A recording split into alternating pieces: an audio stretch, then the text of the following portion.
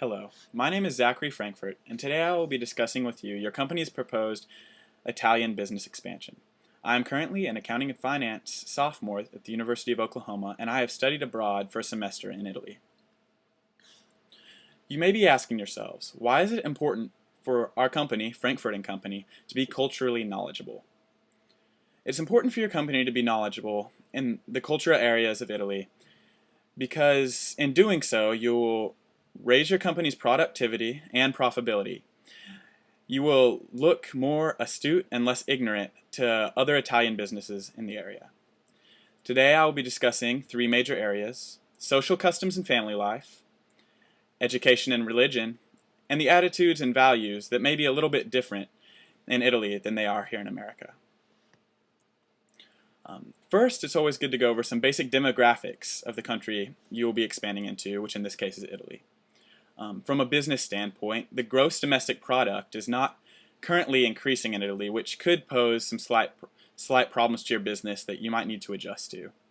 Also, one of the major components of Italy is that they are the home of Roman Catholicism, and these ideas in this religion may play out in some of their attitudes and values. The two largest industries in Italy are the automobile industry and the engineering industry. This might be useful in some of your business planning. First, let's discuss the social customs in Italy. One giant social custom aspect is holidays and celebrations. In Italy, many of the holidays are the same as they are here in the US, such as Christmas and Thanksgiving. One of the holidays that is not celebrated here in America is Carnival. This celebration is basically a giant party. It happens right before Lent starts, and people tend to do a lot of crazy things during this time before they give things up for Lent. It's often called the party where anything goes. Another celebration or type of holiday that is different in Italy is that companies often give their employees the entire month of August off. This is useful information in planning around business meetings, and when you want to get things done, your company may want to schedule around the month of August. Some common business customs in Italy are often very similar to those of the United States, but some are different. You can still expect to be greeted with a handshake, but you also don't be surprised if you're greeted with a slight kiss on the cheek. One business custom that is very important to Italians is that of business meals. Italians value the relationship in business, and therefore want to get to know you over a meal.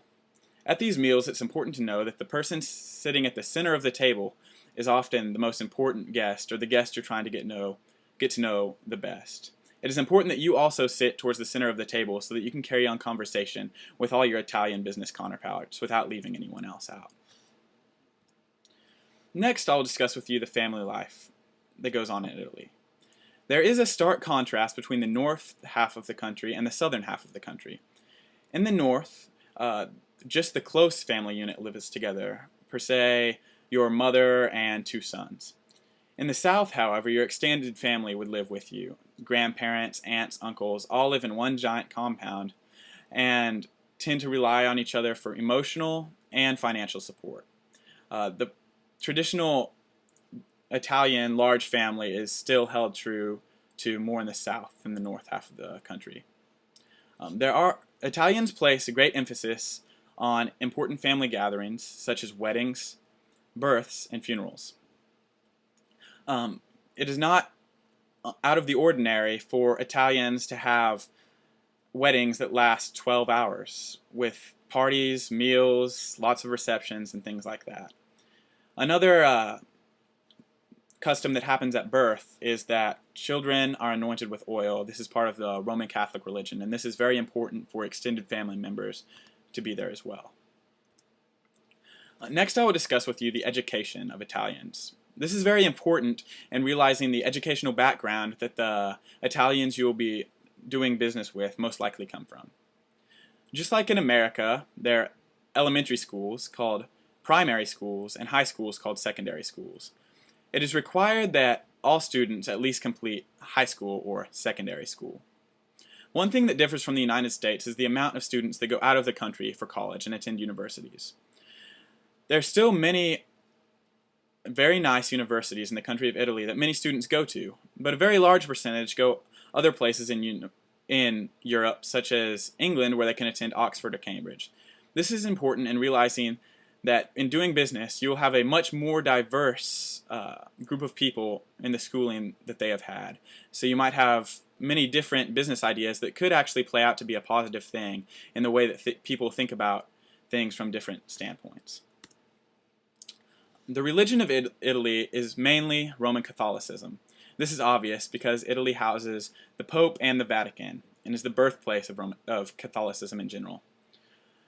It is important to realize the deep connections that Italians have with Catholicism because this may play out in their thought process and the actions they carry out in business. For example, they might act ethically in business based upon their religious beliefs in Roman Catholicism. It's important to keep this in mind in your assumptions of how Italian business people work. Next, I'll discuss with you the values and attitudes of Italians and Italian business people in particular. One of the most valued parts of business in Italy is the relationship that you form with the people you're working with. In these relationships, it is very common for Italian business people to get to know you by taking you out for meals, as I discussed previously. In these meals, you do not want to offend your Italian counterparts by answering your phone at the table or talking about politics or religion, as this can obviously become offensive. Many topics of conversation that are good to talk about at these business meals are sports, such as soccer, food, wine, and just fine dining in general. That is a very common topic to talk about at these business meals. Business entertaining is another very, very important and valued thing that Italian businessmen take into consideration.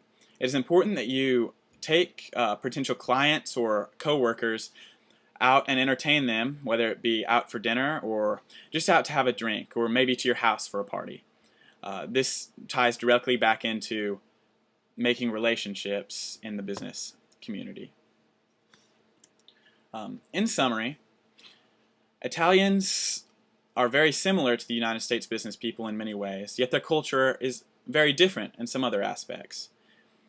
In any culture, it is important to be friendly, and in being friendly, you need to understand some of the customs that they have.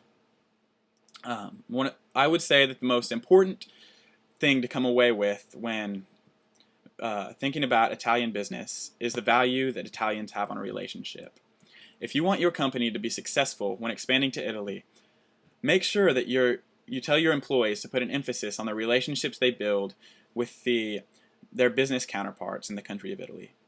I hope this has been helpful to your company and wish you the best in your expansion to Italy. Thank you.